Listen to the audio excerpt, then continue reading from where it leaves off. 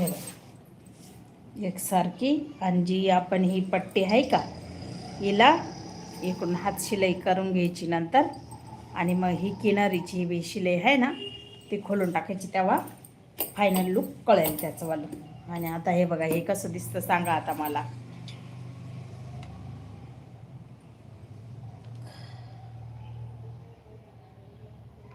Hello नमस्कार सर्वांना, like करा, कमेंट करा. आता हे झालं आपलं फायनली. आता पुढचं लुक, आता दाब बीब काढून टाकू.